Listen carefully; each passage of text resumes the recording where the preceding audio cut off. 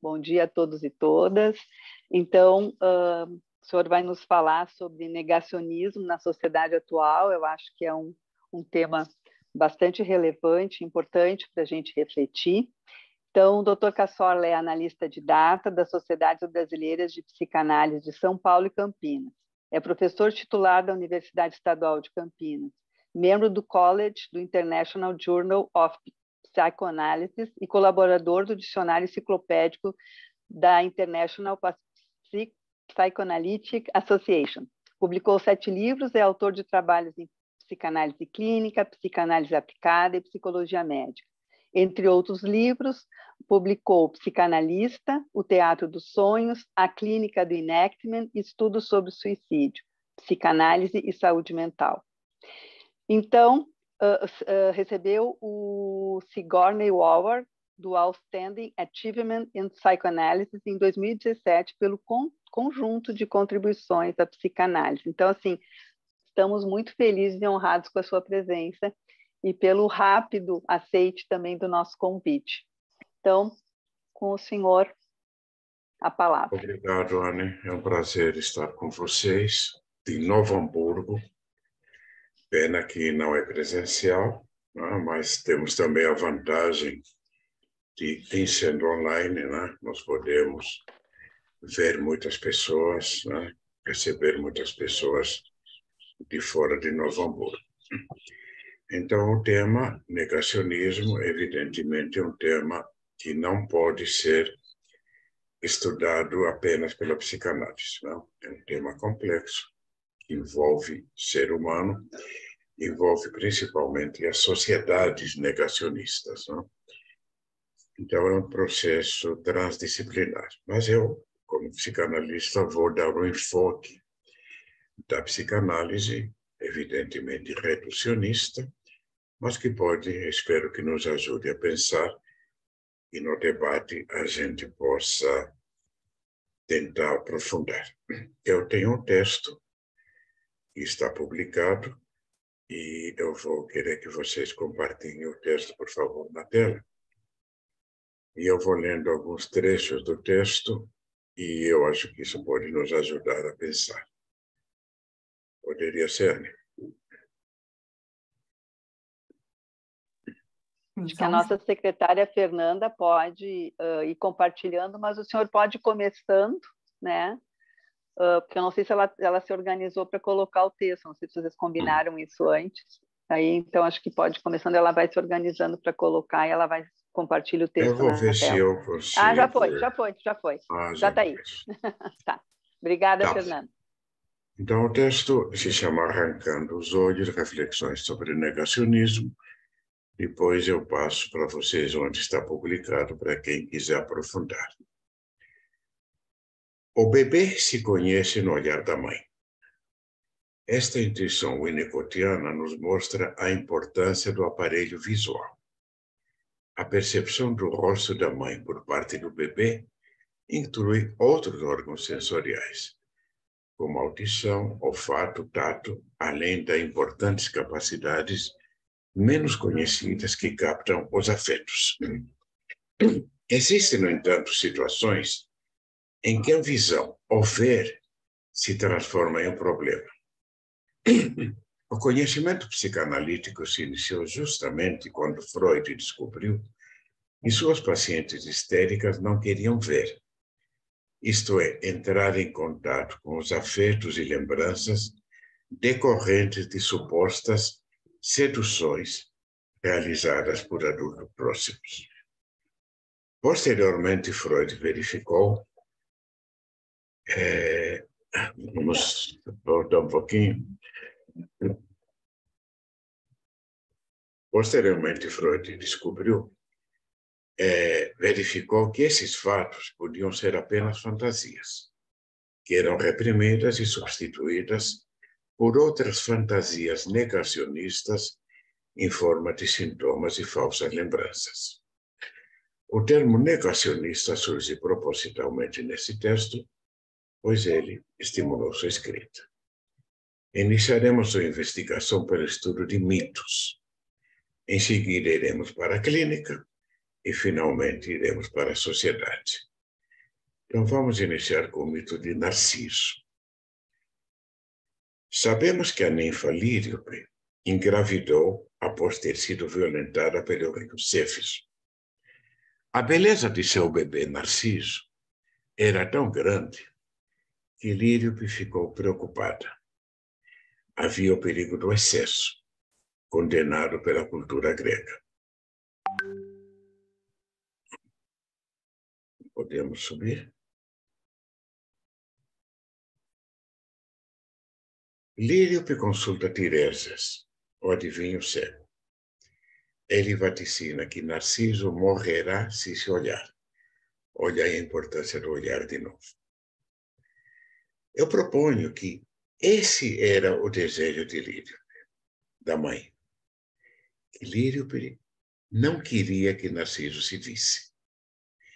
Que seu filho visse apenas ela, assim como ela se via nele. Que ambos fossem um, como antes de Narciso nascer. Esse é o desejo de todas as mães, né? Que seu bebê e ela continuem juntos, e é o desejo de todo bebê. Até que a realidade se impõe e o bebê passa a olhar-se a si mesmo e não mais a mãe. Como consequência, né, se Narciso não conseguiu se discriminar da mãe, ele não constitui mente própria e se torna inapto para viver na realidade onde servo e objeto serão discriminados. Para Narciso, os objetos não existem discriminados. Eles serão um espelho, um prolongamento de seu self. Esse é um dos problemas do narcisismo. Não existe a alteridade. O outro não é considerado separado. Ele é uma parte de mim mesmo. Continuando no mito, Narciso desperta paixões que o orgulhoso não considera. Ele não precisa do outro. Se sente autossuficiente. Em determinado momento, encontra a ninfa Eco, que estava condenada a repetir os últimos sons que ouvia. Era um castigo por distrair Hera. Hera é a mulher de Zeus, né? Contando-lhe histórias enquanto o marido, o poderoso Zeus, atraía com jogos mortais. Depois, no debate, se houver espaço, a gente pode falar um pouquinho da Hera. O castigo de Eco era refletir o outro. Narciso não vê Eco. Narciso vê a ele mesmo, apenas um reflexo. Mas eu imagino que em um tênue momento de acesso à triangularidade, percebe-a como um ser diferente. Fica aterrorizado e diz que prefere morrer a ceder ao amor da ninfa. Em outras palavras, retoma instantaneamente a organização narcísica, que já é uma espécie de morte em vida. Vocês veem o terror que o Narciso tem de entrar em contato com o outro, com a triangularidade. Agora, continuando no mito. Agora Narciso se aproxima de uma lagoa. Olhando para a água, vê um belo rapaz de quem se enamora. É ele mesmo, né? A imagem dele. Após um jogo de sedução, Narciso se atira na água em busca do amante e morre afogado. Trata-se de um suicídio como fusão com o objeto idealizado. Um parto ao contrário. Vocês viram que, na minha hipótese, ele não nasce, porque o olhar da mãe impede que ele se olhe. Ele vive no mundo totalmente voltado para si mesmo. Então, ele não está em contato com o mundo. Ele está semi-morto. E no mito, isso aparece concretamente. Ele deixa de existir. Aí eu volto para a questão do ver e não ver. E nós vamos ver que o negacionismo é não querer ver a realidade. Não? A dialética ver-não ver faz parte do mito. Ver implica entrar em contato com a triangularidade, com o mundo da realidade, tanto gratificante como frustrante. O que é a triangularidade? A triangularidade é o Édipo.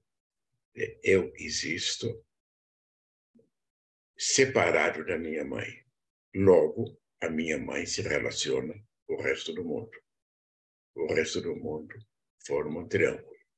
Eu, minha mãe, objeto primário e o mundo. Isso é o Édipo. Quando eu e a minha mãe somos um só e não existe o terceiro, é o Narciso. E o terror do Narciso, o terror do bebê, o terror de todos nós, é entrar em contato com a triangularidade, porque o outro é diferente. E tudo aquilo que é diferente é traumático. Então, ver é a triangularidade, a realidade, que é gratificante como frustrante. E não ver se vincula a não dar à luz, em constituir uma simbiose indiscriminada com o objeto primário. Estamos no paraíso. Antes que surja qualquer necessidade, ela já foi satisfeita. Seria a vida intrauterina. Ver a luz nascer é cair no inferno, onde o terror de aniquilamento está sempre presente. Eu gostaria de aprofundar isso, mas temos muita coisa e fica como um estímulo para a discussão. O modelo das pulsões de vida e de morte se impõe. Enquanto Narciso prefere manter-se emocionalmente morto, fugindo da vida ameaçadora, adiante veremos Édipo se degladiando com as vicissitudes de sentir-se vivo. Então, eu vou entrar em Édipo em 2 momentos. Só que, por falta de tempo, eu vou pular o primeiro momento, eu vou pedir para a Fernanda que pule esse primeiro momento, e nós seguimos em Tiresias e Jocasta. Narciso e Édipo.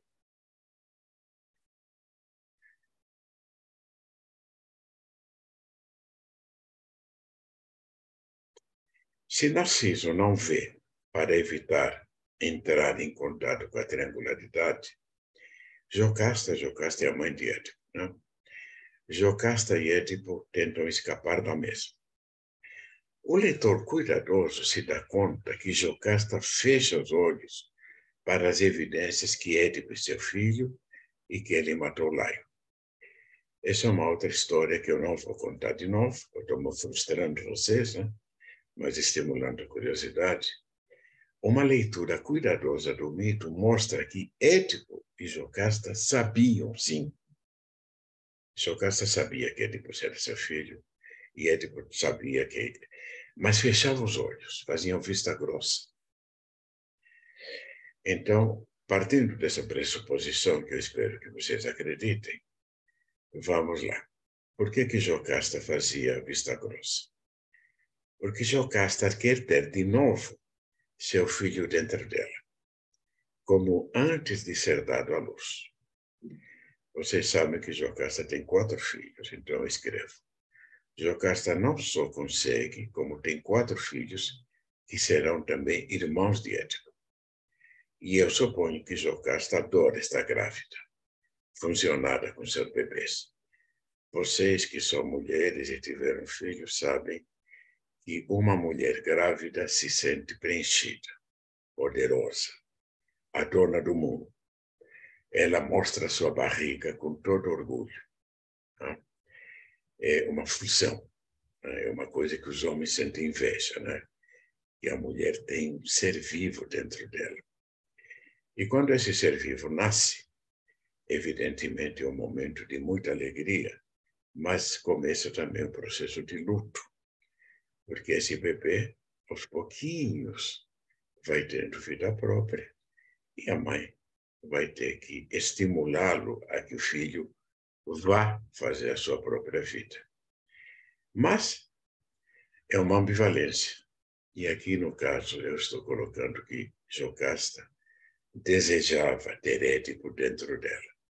Édipo dentro dela seria o Édipo filho e agora o Édipo marido, em que o marido é o filho, né? Édipo é filho e marido de Jocasta. Mãe e filho haviam criado uma outra realidade em relação a origens e negavam fantasias homicidas incestuosas. Eu estou partindo aqui do princípio que eles sabiam, de alguma forma, que Édipo havia matado Laio e que Jocasta e Édipo eram filho e mãe. Édipo constituiu uma espécie de delírio, ainda que se defrontasse constantemente com evidências que o deixavam confusos, frente às quais tinha novamente que cegar-se. Quando se torna impossível negar a verdade, Jocasta se mata. Édipo arranca os broches das roupas de sua mãe e esposa e fura seus olhos. Os olhos que viram, mas não queriam ver. Cego como Tiresias, também se tornou sábio. Continuamos, Fernando. A complementaridade entre Narciso e Édipo e a cegueira existente em ambas configurações emocionais nos faz lembrar que em todo ser humano, todos nós, encontramos o Narciso que deseja continuar Narciso. Nós todos queremos ser autossuficientes e não precisarmos do outro. O Narciso que transformou-se em Édipo, que, assustado com a triangularidade, tenta voltar a ser Narciso. É quando nós entramos em contato com o mundo real, nós sentimos saudade da vida intrauterina. E um Édipo que vive na triangularidade, mas sente medo e tem saudade de ser Narciso. Mas também um Narciso que anseia por ser Édipo, porque o mundo está aí para ser conquistado. E assim por diante. Essas posições oscilam e isso faz parte da vida. É o que o Bion, o Melanie Klein e o Bion colocam a oscilação entre posição esquizoparanoide, narcisismo, e posição depressiva, Édipo. E a gente supõe que a pessoa mais ou menos sadia oscila entre essas duas posições. E as pessoas com mais dificuldade de viver têm dificuldade de oscilar. As configurações se tornam confusas enquanto não há elaboração adequada. Estamos no dilema Hamlet. Ser ou não ser, eis a questão. O que é ser? Ser é viver no mundo, é viver na realidade, onde existe frustração, ciúme, inveja, sexo e impulsos assassinos. É o caso do Hamlet. Ser é Édipo. Não ser é a não-vida narcísica. Viver na triangularidade edípica, com todos os conflitos que isso acarreta, ou morrer, ou suicídio narcísico. Eis a questão. Vocês sabem que Hamlet ele estava com um dilema terrível. Né? Ele estava percebendo a realidade, e na realidade aparece o desejo que ele tinha de matar seu pai. Né? E esse conflito é tão grande, né, que ele não sabe se ele enfrenta esse conflito, que é ser, viver nesse mundo, né, em que existe frustração, ciúme, inveja, ou se ele morre, ele se mata. Ele não se mata, porque ele disse que ele tinha medo de, enquanto ele estivesse no sono da morte, ele tivesse sonhos em que ele viveria novamente no mundo triangular. Isso mostra que até na morte o indivíduo continuaria vivo. Então, saindo um pouquinho agora dos mitos, vamos para a clínica. Quando Silvio entrou na sala, com sua mãe a tiracolo, sua calma estranha se contrapôs ao meu cansaço, despertando-me curiosidade. Esta vinheta é baseada em fatos reais, mas é uma construção hipotética, já que nós temos que manter o sigilo. É uma história, é uma ficção. E vocês vão reconhecer essa ficção, porque não é nada que vocês não saibam. Né? Era mais uma paciente que atendia no ambulatório e sabia que havia outros. A mãe me conta que ela perdeu a memória. Não se lembra do que ocorreu nos últimos dias e não reconhece seu pai e irmãos. Silva olhava para o nada, como se não estivesse ali. No entanto, eu tinha a sensação que ela me esquadrinhava. Antes de sair da sala, a mãe se lembrou. Ela não reconhece nem o namorado. Silvia está com problema de visão. Ela não vê, ela não reconhece as pessoas. Em seguida, Silvia confirma o relato da mãe. E ela me conta que um dia acordou e percebeu que estava morando em uma casa com estranhos. Sua mãe, que ela reconhecia, lhe apresentou. Este é seu pai, este é seu tio, e esses são seus dois irmãos.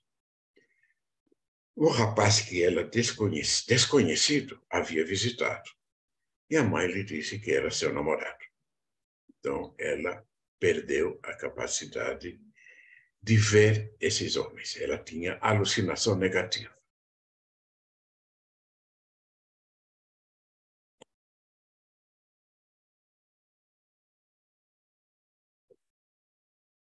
Silvia falava sem emoção. Ou melhor, ao tentar mostrar alguma, era evidente que o esforço era falso. A emoção era minha, por me ver frente a uma dissociação histérica de livro. Aquelas coisas que a gente estuda, mas raramente a gente vê com tanta clareza. É uma dissociação, é uma amnésia histérica. Logo se impôs um fato. Todas as espécies estranhas que ela não reconhecia eram homens. Na consulta seguinte, me disse que nada havia mudado. Seu namorado tentava fazê-la lembrar-se de episódios que havia vivido juntos, mas ela não tinha a menor ideia do que ele dizia. Contou-me que era um rapaz bonito e se sentia contente com a preocupação dele com ela. Percebo a sedutora. Na terceira consulta, me conta que, graças ao namorado, se lembrou de alguns fatos ocorridos na véspera de seu esquecimento. Você lembra que ela acordou não reconhecendo ninguém. Então, na véspera, ela se lembrou que os dois haviam ido a uma festa. Lembra-se da intensidade do som e da luz. Conta que essas percepções a atormentam dentro de sua mente desde que se lembrou delas. Enquanto me conta, já associando livremente, me diz, sem qualquer emoção, que seu namorado lhe contou que haviam transado pela primeira vez. Não se lembra, mas admite a possibilidade.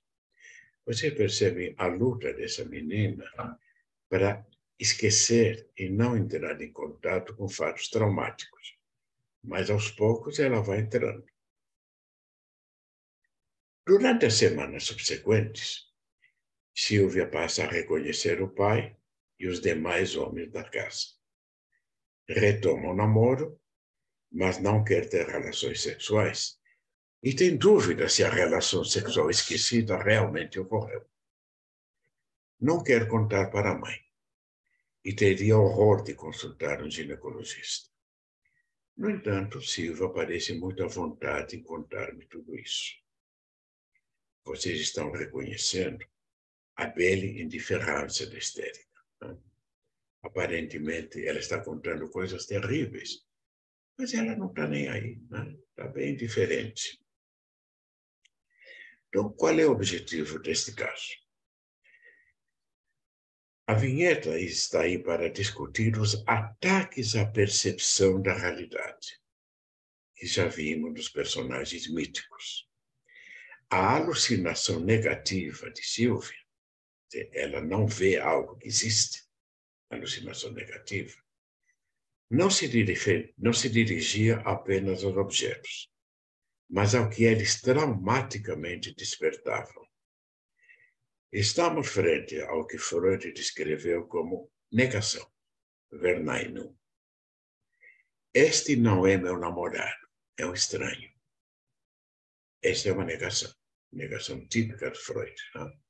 Este não é meu namorado, é um estranho. Revela a necessidade de expelir algo mau, que em seguida deixa de existir. Então, meu namorado é expelido e em seguida ele deixa de existir.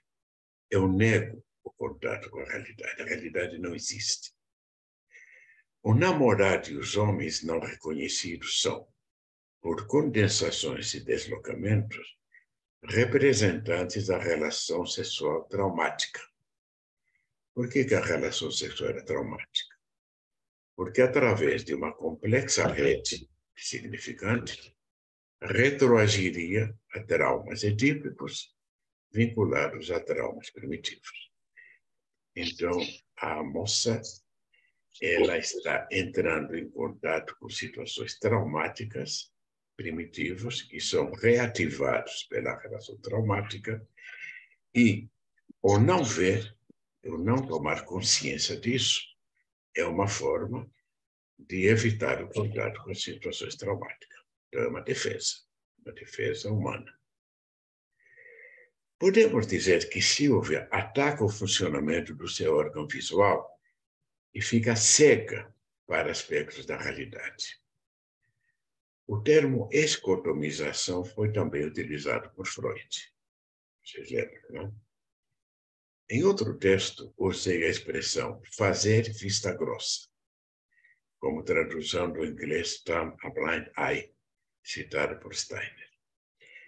Turn a blind eye é como os ingleses usam fazer vista grossa. Turn a blind eye é fazer o olho ficar fechado. Esta frase teria origem na lenda de que Lord Nelson, um capitão inglês, né, um guerreiro inglês, no cerco de Copenhague, ele recebeu ordens para recuar, mas fingiu não ver os sinais, colocando sua luneta no olho que havia perdido em uma batalha anterior. Então, ele colocou a luneta no olho seco e, com isso, ele não deu a ordem. Então, nós usamos a expressão fazer vista grossa. Então, a Narciso, Jocasta, Édipo e a nossa paciente fizeram vista grossa. Não custa dizer que todos nós fazemos vista grossa, né? Para a realidade, quando a realidade não nos interessa. A gente finge que não vê. Né? Todas as nossas amigas viram nosso namorado paquerando a outra. Só nós não vimos. Fizemos vista grossa. Ou então, se a gente for psicótico, ninguém viu nosso namorado paquerando a outra, só a gente viu. Então, no primeiro caso, é uma alucinação negativa. No segundo caso, é uma alucinação positiva. Tudo isso é humano. Tá? Nós todos somos iguaizinhos a Jocasta, a Édipo e a essa moça. Em O Fetichismo, aquele texto de Freud, avança no estudo desse fenômeno, estudando a recusa ou desmentida, Verleugnung. Ele se refere ao ataque à percepção da falta do órgão masculino na mulher, assunto que vai derivar para o amplo tema da castração. Ele diz que a criança, quando se defronta com a castração, ao perceber que a mãe não tem pênis, acho que vai estar explicado aqui adiante. O trauma do contato com a falta, né, a ausência de pênis, faz com que o ego se sinta a uma splitting. Uma parte aceita a castração e a outra a recobre como a realidade criada pelo indivíduo. Essa neorrealidade se chama fetiche. Freud propõe que o fetiche se forma a partir das percepções anteriores e posteriores ao evento traumático. Então, eu não vou ler essa frase, mas é basicamente assim. A criança está olhando a mãe, a mulher, de cima para baixo, e ela vê os pelos públicos antes de ver a perna. Em seguida, ele vê as pernas e os pés. Então, o Freud diz assim: para negar a ausência do pênis, a criança forma um fetiche. E esse fetiche é o que ele vê antes, e aí ele explica o fetichismo pelas peles, o fetichismo pelo veludo, o fetichismo pelas roupas, ou fica o fetichismo de pé, os pés, os sapatos, as roupas de uma forma geral, que a última coisa que a criança vê antes de entrar em contato com o fato traumático. Todos nós temos fetiches. Tá? As moças presentes devem ter milhões de sapatos no guarda-roupa, né? E os homens, eles também ficam olhando para as pernas das meninas, ou para as nádegas, ou para os peitos. Então, isso tudo são substitutos, né? Que fazem parte da sexualidade normal, mas em algumas pessoas o fetiche passa a ser mais importante do que a coisa em si. Mas não estamos aqui preocupados com a sexualidade, nós estamos preocupados aqui com o mecanismo de negação ou recusa de percepção de um fato traumático. Qual é o fato traumático? Que todos nós podemos ser castrados. Qual é o fato traumático? Existem dois sexos. Vamos adiante. Qual é o fato traumático anterior à relação sexual de Silvia? O som da festa, como uma espécie de fetiche. Ela fica com aquilo na cabeça, né? O som da festa, aquele ruído, é o fetiche que substitui a relação sexual. O não reconhecimento do sexo masculino fazia com que não reconhecesse que existissem dois sexos. Então, no caso da Silvia, o problema não era o pênis. O problema era que existiam homens e existiam mulheres. E que para ela ser mulher, ela precisava do homem. Só que, ao perceber que ela precisava do homem, ela se dava conta que ela não era autossuficiente. Só que ela percebeu que ela não era autossuficiente lá no início da vida, quando ela vai reviver, então, o trauma da percepção da triangularidade. Então, ela não precisa de homens. Os homens não existem. Só existem as mulheres. Neste mundo que existem só as mulheres, não há alteridade. As mulheres são autossuficientes e não precisam dos homens. Que é o sonho de todo adolescente, né? As adolescentes, as meninas, elas são altamente perturbantes. Né? Então, se não existissem meninas, a vida seria muito mais tranquila. E para as meninas também, né? Os homens são altamente perturbantes. De uma forma ambivalente, evidentemente, né?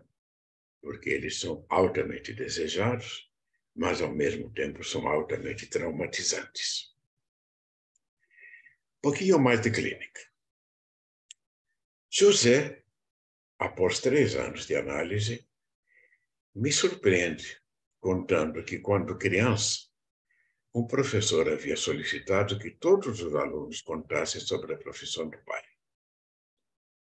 Meu paciente, que era órfão, disse que ele era piloto de avião. Após a aula, condenou-se pela mentira. E no dia seguinte, envergonhado, procurou o professor e lhe contou a verdade. A verdade é que o pai tinha morrido. Ele era órfão. Felizmente, o professor apenas corrigiu a informação, sem qualquer comentário. Era evidente que, em uma parte de sua mente, José mantinha seu pai vivo. E entre os possíveis fatores, descobrimos a vergonha de sentir-se inferiorizado e o ódio por o pai tê-lo abandonado. Soube tempo depois que o paciente havia ouvido no passado e uma pessoa havia levitado como metáfora de ter morrido e ido para o céu. Instantaneamente associou a palavra a voar. Não foi difícil conectar essa lembrança com sua fascinação por aviões, associada ao terror de morrer num acidente aéreo. Estão percebendo, né, que voar, o avião era o representante do pai. E, ao mesmo tempo, o pai que já voou para o céu, né, e, ao mesmo tempo, ele tinha medo de morrer como pai. É um exemplo clássico, né, de condensação e deslocamento. Ficou também evidente que o sofrimento do paciente era acentuado pela inveja dos coleguinhas que tinham pai vivo. Isso aconteceu próximo ao Dia dos Pais. E ele era o único na classe que tinha um pai morto. Já Alice, uma paciente mitomaníaca, encaminhada para laudo psiquiátrico, ficava cega frente a determinadas pessoas. O estudo cuidadoso mostrou que ela deixava de ver somente algumas pessoas. Logo ficou evidente que seus gestos e não olhares revelavam um comportamento depreciativo invejoso.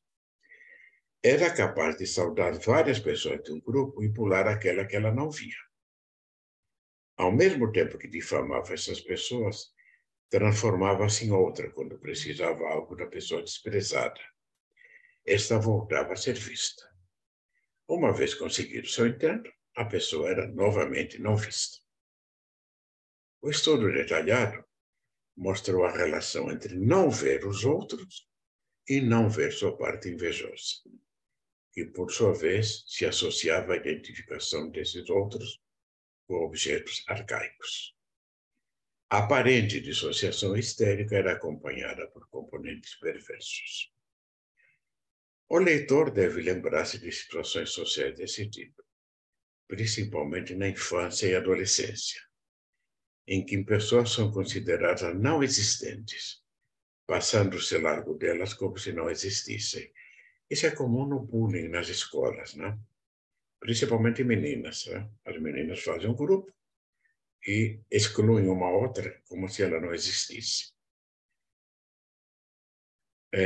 No entanto, era evidente que elas existiam em forma incomodativa por provocarem raiva e inveja. Pessoas infantilizadas usam os mesmos mecanismos quando adultas e se percebe seu olhar torto. Isto é seu conflito entre ver e não ver o objeto invejado. O medo do mal olhado indica a percepção do perigo que o ódio dessas pessoas representa. O olho gordo revela a voracidade invejosa, em que o olhar vê e procura não ver muito mais do que realmente existe. Vocês sabem que a palavra inveja significa penetrar com os olhos em forma malvada, invídia. Daí a expansão do conceito inveja para mal olhado, proteger-se do olhar do outro, e todos os amuletos que nós usamos, né, para nos protegermos do mal olhado. Do olhar torto, mal olhado. Nós, quando estamos com inveja, nós procuramos não ver o objeto invejado. Ou então nós alucinamos que o objeto invejado ele é ruim, é feio, é depreciado. Quem leu Melanie Klein sabe no Inveja e Gratidão, né? Que a primeira defesa contra a inveja é denegrir o objeto. Então, quando nós denegrimos o objeto, basicamente o que é? A gente não vê o objeto bom e alucina o objeto denegrido. O próximo capítulo, Cigueira e Vista Grossa, que é o mais comprido, eu vou pular por causa do tempo, mas vocês poderão ler no texto posteriormente.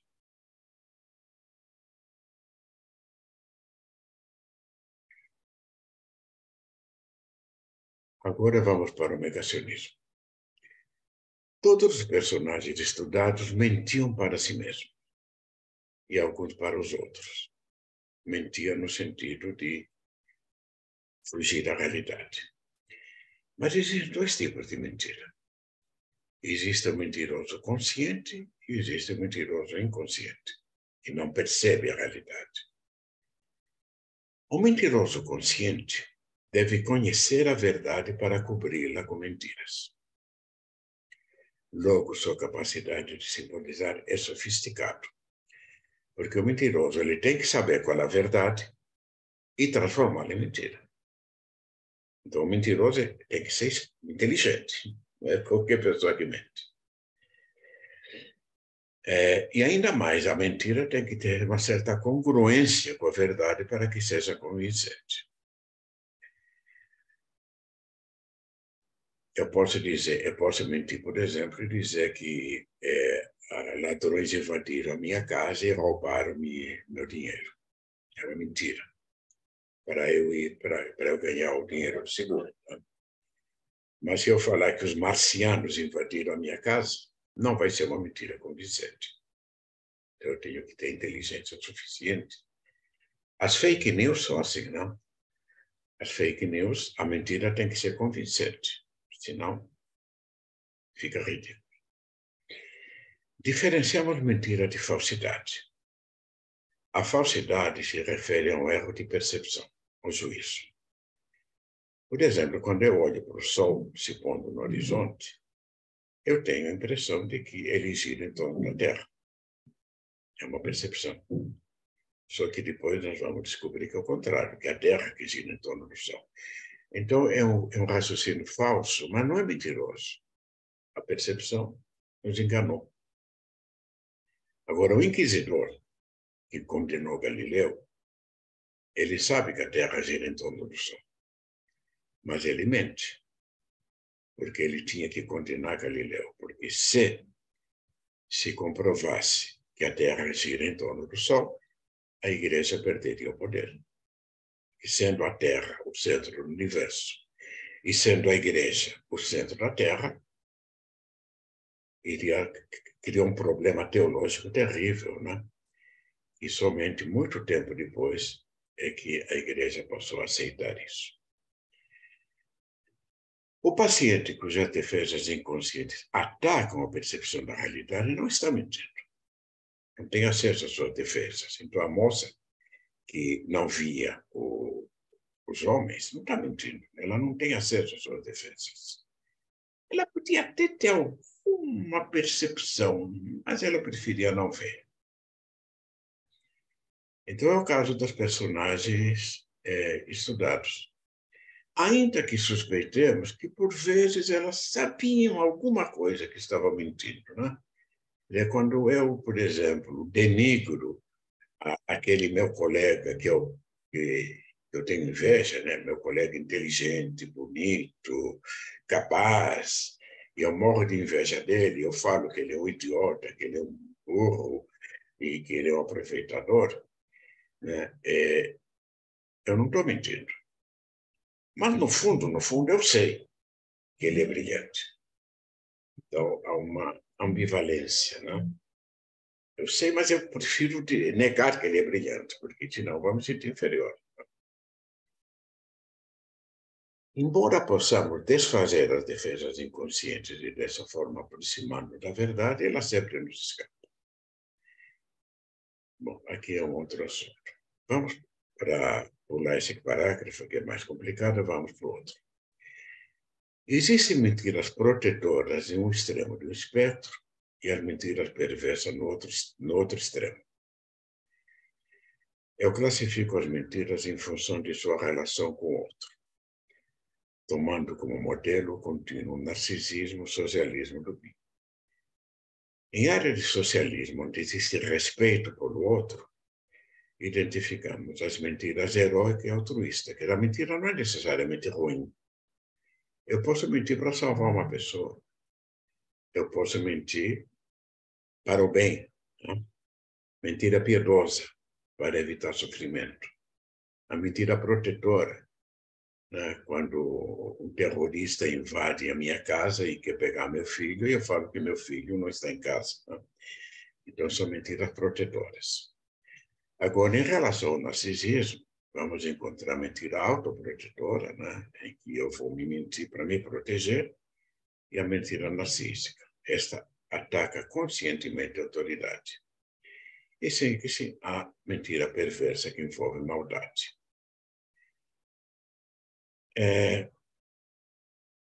Vamos pular esses 2 parágrafos e vamos para as mentiras perversas. As mentiras perversas têm por objetivo fazer o mal. As mentiras perversas podem ser usadas para dominar pessoas e grupos humanos. Sofisticado sistema de propaganda convence as pessoas de verdades que interessam ao grupo dominador. Por exemplo, eu posso criar um sistema de propaganda dizendo que os argentinos vão invadir o Brasil. Tá? E a propaganda é tão intensa que todos nós vamos nos apresentar como voluntários para lutar contra a Argentina. E é mentira. É mentira, mas houve interesse do governo em provocar uma guerra.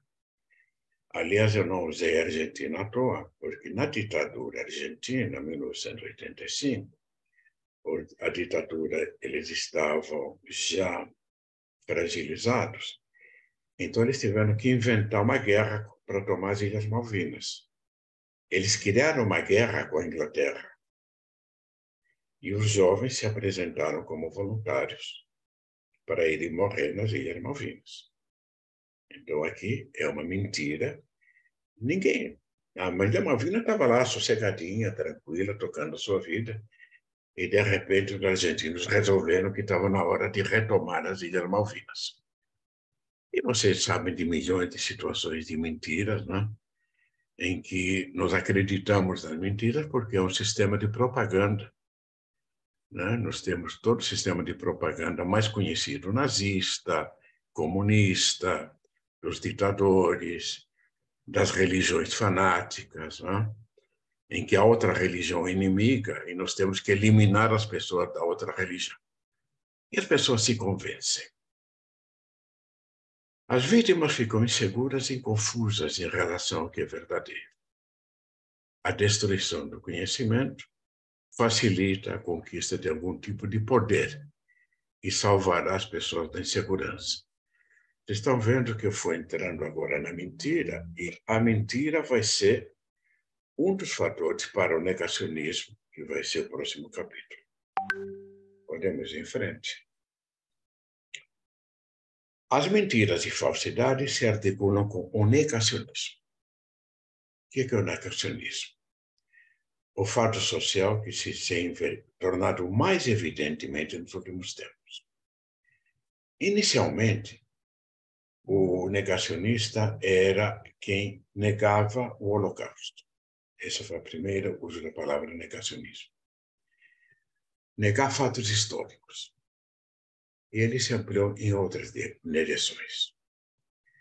O negacionista despreza as evidências que ele considera falsas ou mentirosas. Por exemplo, nós podemos negar que a Terra é redonda. Né? É o pessoal da Terra plana. Vocês vão encontrar milhares de sites na internet provando que a Terra é plana, certo? Então, o negacionista despreza as evidências. Então, se você mostra uma foto da Terra redonda tirada por um satélite, ele vai dizer que essa foto é falsa, que é mentirosa. E ele vai mostrar que, se ele olha na direção ao horizonte, é plano. Então, a Terra é plana. Não? Então, comumente, ele cria outra realidade, oposta à que ele nega.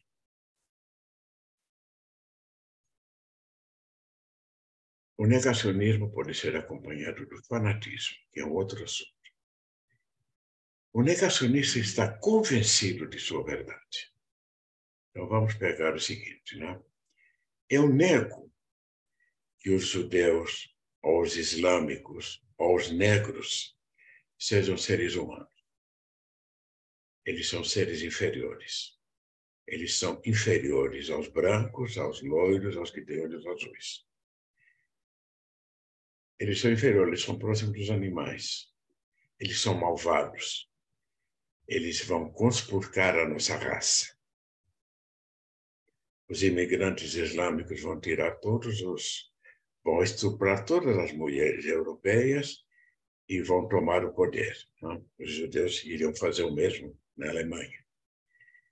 então, ao fanatismo. Né? E eu vou negar que eles são humanos. E vou criar uma outra teoria de que eles são malvados, eles são perigosos. Então, eu tenho que eliminá-los. Eu tenho que matá-los.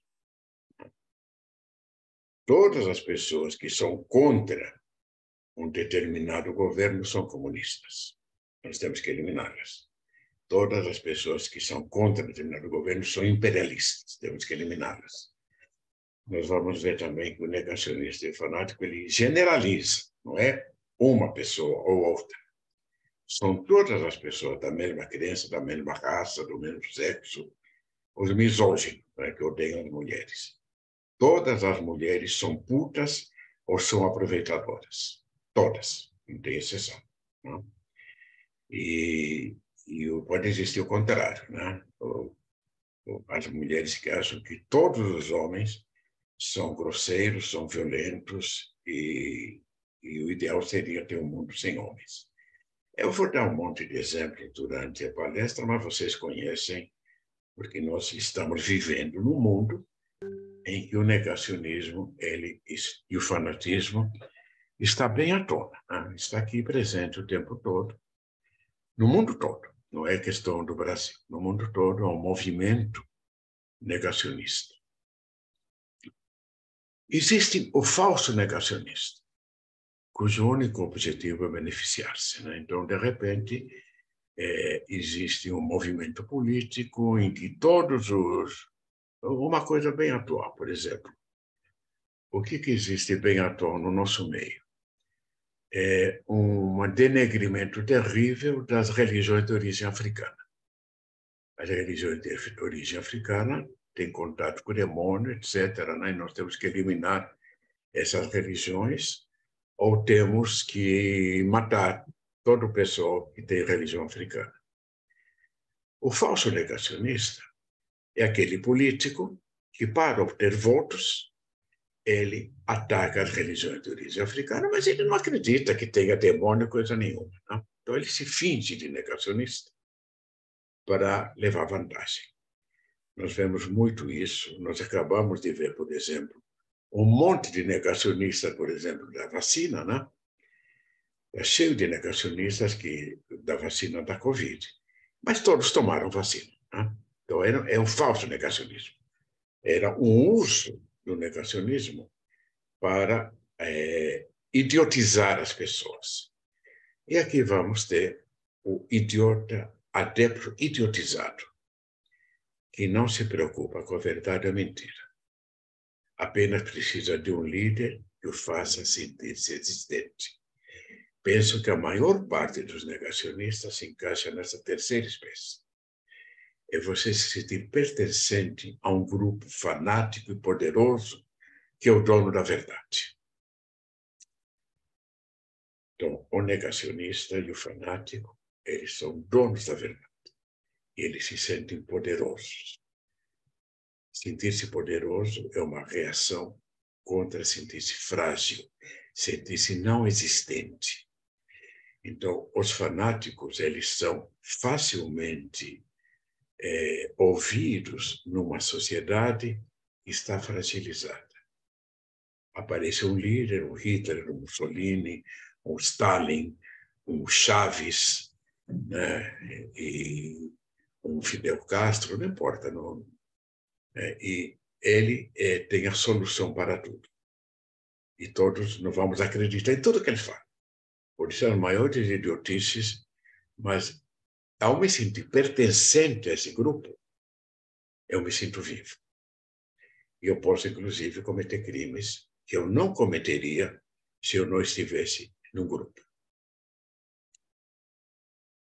A nova realidade criada pelo negacionista tem características próprias. Apela-se para um imaginário mítico, envolvendo aspectos ancestrais do indivíduo, do grupo ou da humanidade, transformados em construções idealizadas. Aqui eu uso uma hipótese do Freud, que é popular, e vamos em frente. Existe uma estreita relação entre o desamparo e a necessidade de idealização, que o fanático idealiza. Aí eu vou entrar, então, com uma outra hipótese. Recordemos que a fantasia universal da morte como fim não faz sentido emocional. Nós não podemos imaginar o fim. É tão traumático imaginar que nós vamos deixar de existir, que está acima da capacidade da nossa mente imaginar a não existência. É pânico. Então, cria-se uma teoria que pode ser verdadeira. Então, após a morte, nos espera um mundo idealizado. Esse mundo se confunde com as ideias de paraíso, volta ao útero materno, retorna à Mãe Terra. Isso é universal. Todas as religiões têm uma crença numa vida após morte. Então, essa fantasia parece ter sido importante para a nossa sobrevivência como espécie. Onipotentemente se cria um mundo perfeito, clivado de um mundo ameaçador. O homem-bomba islâmico, assim como o cristão das cruzadas, será conduzido ao paraíso após matar os infiéis. Os grupos fanáticos de Jim Jones, Heaven's Gate, depois a gente pode especificar melhor, suicídios coletivos, né? Se matam com a certeza de vida especial após a morte. O adepto da testemunha de Jeová prefere morrer do que receber uma transfusão de sangue. A fantasia de onipotência é projetada nos mitos, ideologias e religiões, mas persiste dentro da mente primitiva. Grupos humanos se sentem como o bebê mítico, criadores do mundo, fanáticos possuidores da verdade. Todos nós temos atração por esses grupos. Todos nós queremos ter a verdade. Todos nós queremos ser onipotentes. Na psicanálise isso é muito evidente. Tá? Meu Deus é Bion e todos os outros são ruins. Meu Deus é Melanie Klein, todos os outros são ruins. Meu Deus é Lacan, e quando eu vejo um cara que não é lacaniano, eu nem olho na cara dele, certo? Então, é só para mostrar para vocês como isso faz parte dos seres humanos. O perigo é quando nós resolvemos matar os lacanianos querem nos matar. Isso aconteceu muitas vezes em áreas, principalmente religiosas. As religiões são as entidades universais mais assassinas. Morreu mais gente em função das religiões do que em função das ideologias. Se a gente pegar a Inquisição, a Idade Média e tal. Né? Mas elas geralmente vêm juntas. Né? Para sentir-se superior, é indispensável que existam grupos inferiores. Não tem vantagem se todos nós somos superiores. Então, eu tenho que escolher um grupo. O perigo permanente é que a verdade seja atacada pelos rivais invejosos. Por isso, ele deve ser controlado, dominados e, em última instância, eliminados. Tem uma piada que eu gosto muito, né? Piadas judaicas são muito interessantes, né? Do judeu que naufragou numa ilha deserta e a primeira coisa que ele fez foi fundar 2 sinagogas. Uma que ele frequentava e a outra que ele não passava nem em frente. Ele fez uma clivagem. Né? O objeto bom é a minha sinagoga, o objeto mau é a sinagoga dos outros. Né? Assim como vocês também, né? Eu não sei qual é a cidade rival de Novo Hamburgo, depois a Ana me conta, mas sempre tem a cidade que a minha é melhor e tem a cidade rival com quem eu compito, que o Freud chamou de narcisismo das pequenas diferenças. Né? Então, depois a Ana vai nos contar quem é a rival de Novo Hamburgo. É aquela cidade que é admirada e invejada ao mesmo tempo. Né? Os fanatismos e negacionismos se tornam mais evidentes em fase de intensas mudanças sentidas como traumáticas. Tanto nos indivíduos, na infância e adolescência, é muito fácil você fazer a cabeça de uma criança e de um adolescente. Esse milhões, juventude comunista, juventude nazista, juventude integralista, né? Grupo de jovens da igreja tal, grupo de jovens. Não quer dizer que esses grupos não sejam bons, né? Se eles usam a necessidade grupal para que as pessoas se conheçam e possam viver na alteridade, no respeito mútuo aos outros. Mas podem ser também mal usados por líderes que fazem a cabeça dos jovens e lhes dizem: eu sou Deus, vocês têm todas as certezas se me seguirem. E os outros estão errados. Então, nós vamos invadir a igreja do outro e vamos matar todo mundo. As pessoas, né, infância, adolescente e grupos sociais desamparados, são alvo fácil de líderes a quem se entregam cegamente. O estudo da origem do nazismo na Alemanha mostra a sua relação com a situação de desamparo ou de ressentimento da população em consequência da derrota e das indenizações devidas após a Primeira Guerra Mundial. Então, o nazismo surgiu quando os alemães estavam totalmente perdidos, a inflação era milhões ao mês, né?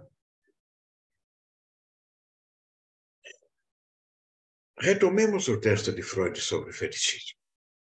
Não vamos retomar nada, não. Vamos parar por aqui, por causa do horário.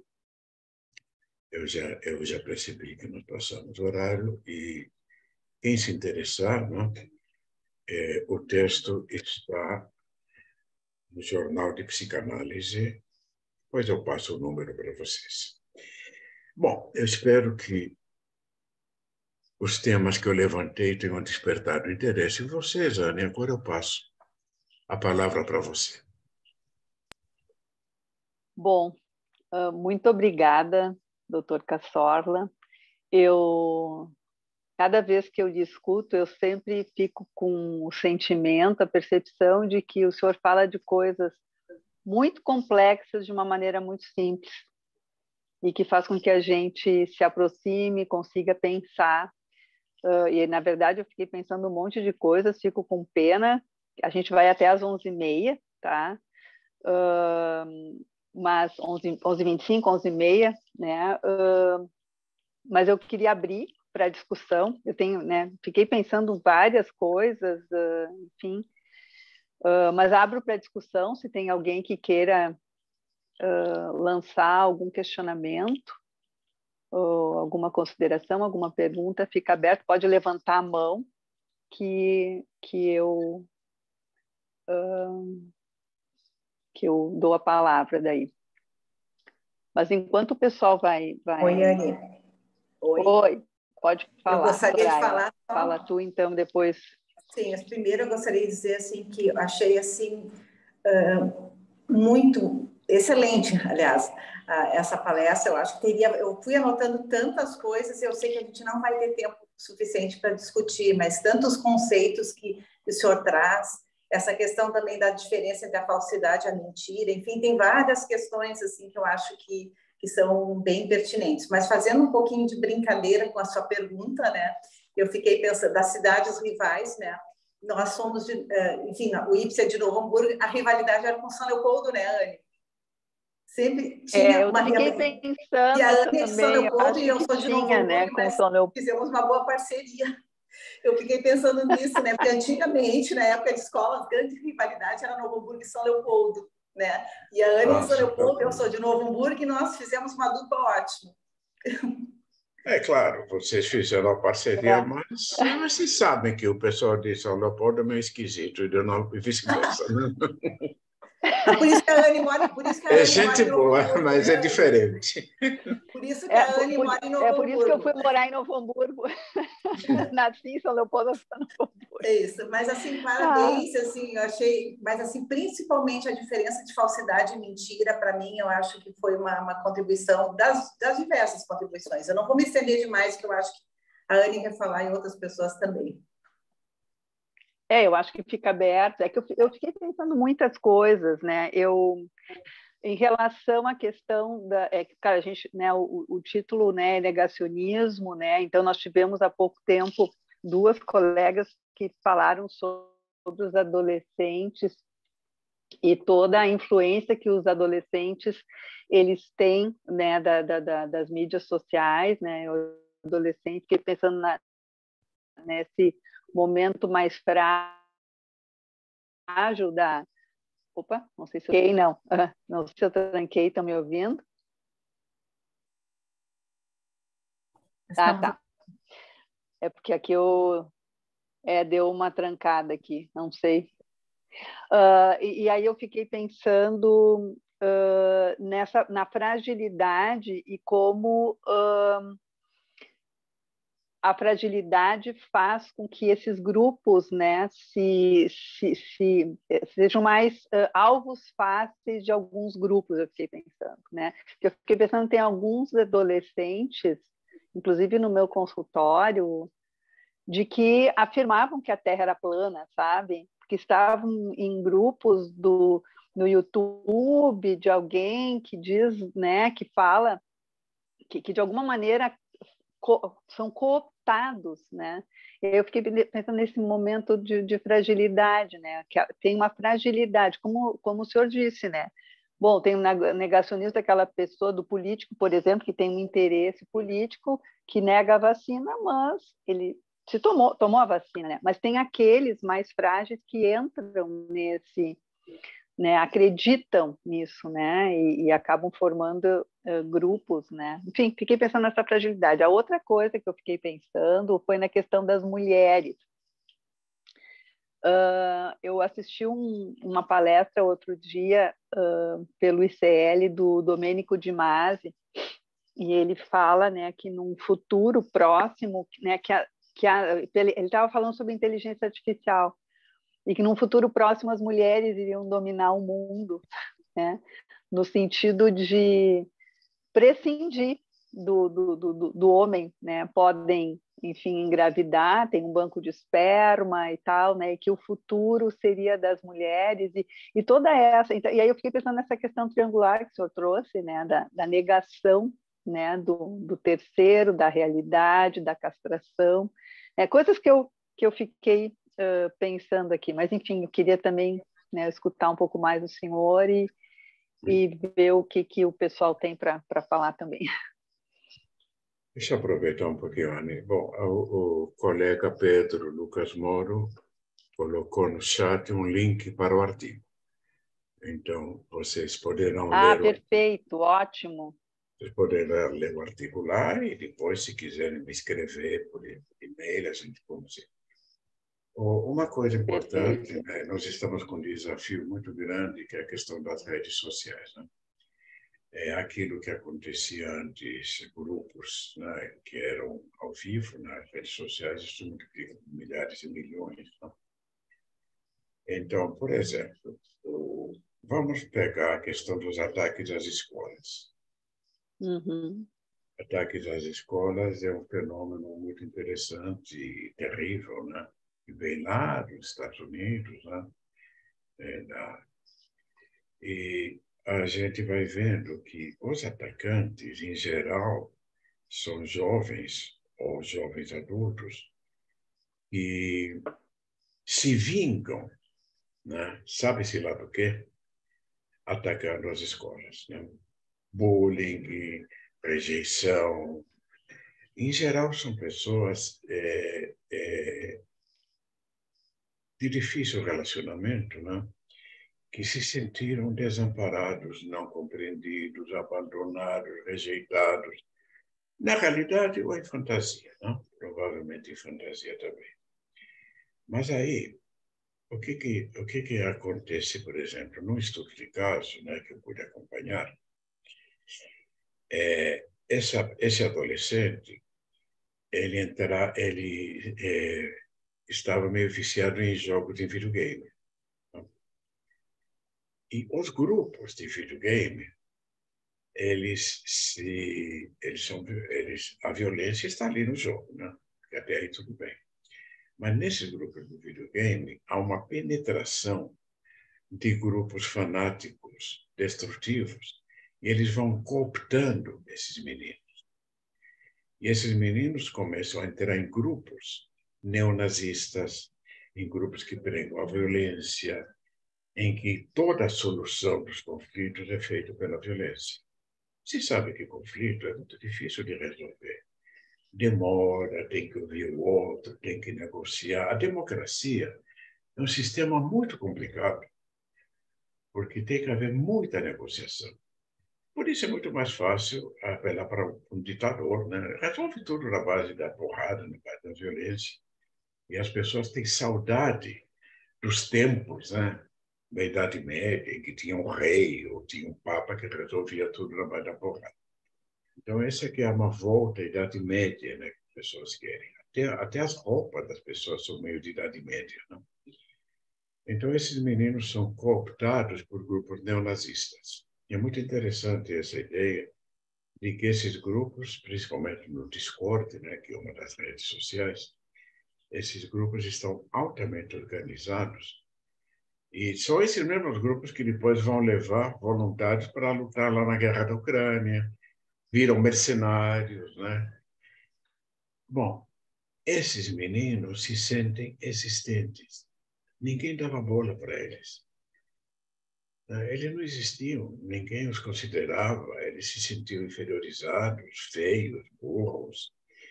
E nesses grupos eles se sentem vivos. Então, esse é o problema social interessante que nós, como psicanalistas, temos que tomar consciência e ver.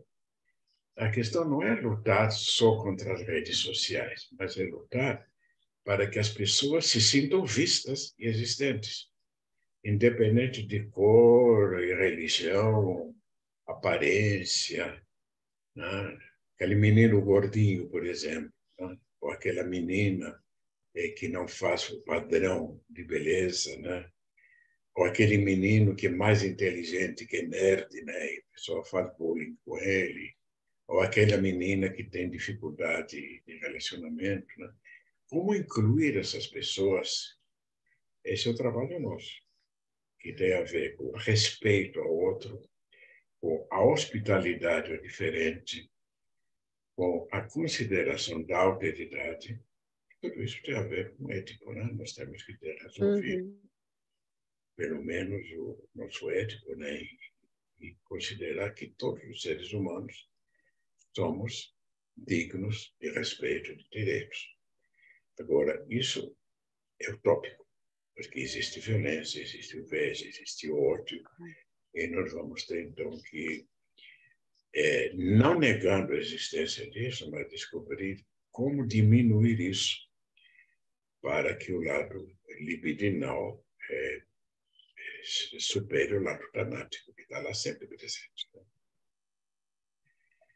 Agora, se as mulheres vão, se o Domênico Di Masi diz que as mulheres vão dominar o mundo, na minha experiência, elas já dominaram. Porque eu não vivo sem as mulheres. Elas são, sem mulheres, as mulheres são importantíssimas. Sem a minha mãe, sem minha mulher, sem minhas filhas, eu não teria vida, a vida não valeria a pena. Agora, quem sabe para as mulheres seja o contrário, não? Elas não viveriam, não? Sem os homens, que de alguma forma permitiram também que as mães engravidassem, que elas se sentissem mulheres, porque elas tiveram um olhar masculino que as fez sentirem-se femininas e assim por diante. Mas o futuro, nós só saberemos quando o futuro chegar. Chegar, né? Eu fiquei pensando, bom, já que o pessoal não está se pronunciando, eu vou fazer mais um questionamento, depois a gente vai ter que se encaminhar para o final mesmo, mas eu fiquei pensando nessa questão do desamparo, né? Nesse aspecto desamparado e inferiorizado que fica no outro, como o senhor trouxe, os negros, os judeus, enfim, a própria mulher, né? Fica nesse lugar. E que esse desamparo, que é de todo mundo, fica colocado no outro. E por isso, né, é necessário, entre aspas, né, entre aspas não, e às vezes, né, na concretude, eliminar esse outro. né? Que é essa parte desamparada que está e que fica projetada, se a gente pode dizer, né? Quase por identificação projetiva também, né? No outro, e aí justifica, né? A eliminação desse outro que de alguma maneira me ameaça pelo desamparo que eu vejo nele, que é meu também, né? Exato. Eu acho que a psicanálise nos dá coisas potentes, né? Então eu elimino, eu projeto meu lado desamparado no outro, eu elimino o outro, eu tenho fantasia que meu lado desamparado foi eliminado, mas não. Depois ele volta, né?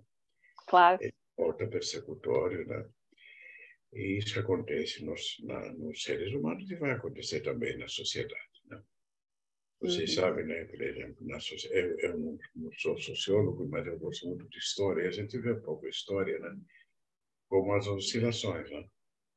Você tem uma fase na sociedade autoritária, ditatorial, né? E depois há uma reação contra isso, né? Há uma revolução francesa, uma revolução americana, aí começa a haver mais respeito humano, começa a haver mais respeito pela alteridade. Daí existe um grupo que não aguenta e fecha tudo de novo, né? Então, nós estamos vendo isso agora, é pequena coisa. Nesse De momento. repente, o aborto é permitido, depois o aborto é proibido, né? Os homossexuais podem ter vida livre, depois estão perseguindo os homossexuais, depois volta, vai e volta, vai e volta, né? Essas oscilações, elas fazem parte da humanidade, né? E nós temos que escolher o lado e lutarmos de uma forma potente, né? Porque nós não podemos, eu escrevi em algum lugar, né, que os fanáticos, eles desumanizam o outro. Para eu eliminar o outro, eu tenho que desumanizá-lo, tenho que transformá-lo em objeto animal. Mas nós não podemos reagir desumanizando o outro, porque aí nós vamos usar a mesma arma do outro, né? A gente vê nessas polarizações, né? O meu grupo é humano, o outro grupo é desumano, e aí vice-versa. Isso não vai levar a nada. Vai levar a extermínio dos dois grupos. O grupo mais forte vai exterminar o outro e depois vai se dividir, né? Como acontece no governo, né? Todo mundo está do mesmo lado, depois começa a haver dissidência, né? E aí o grupo, nas famílias, nos grupos, até nos grupos psicanalíticos, que são grupos humanos, né? Então, o Freud e todos os autores posteriores, né, que estudaram grupos, podem nos ajudar a compreender isso. Só que a compreensão não é necessariamente suficiente para que nós possamos mudar as coisas, mas nos ajuda a pensar, né? E através do pensamento nós podemos descobrir formas de intervenção que sejam criativas, sabe? Criatividade é a saída. Pensar, né? Que eu acho que o mundo fica nesse espectro, né, do narcisismo e do socialismo, e os extremos é onde não existe vida mental, né? E a gente estaciona num extremo ou no outro, né? Então, a gente poder circular, transitar, né? Fazer esse espectro ter movimento, né?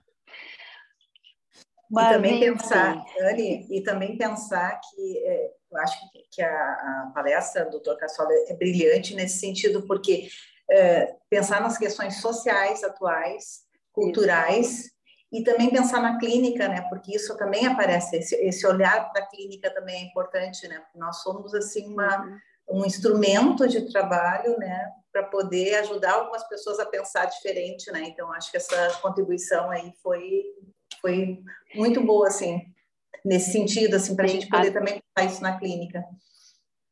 A nossa responsabilidade exatamente, também exatamente. E qual, né, o que a gente pode fazer, né? Eu acho que sim. E se a gente tem esses aspectos, a gente estuda, ou tem isso, né, presente na nossa vida, a gente pode enxergar esses aspectos na clínica, né? E ajudar. Um pouco, num dos eventos que a gente fez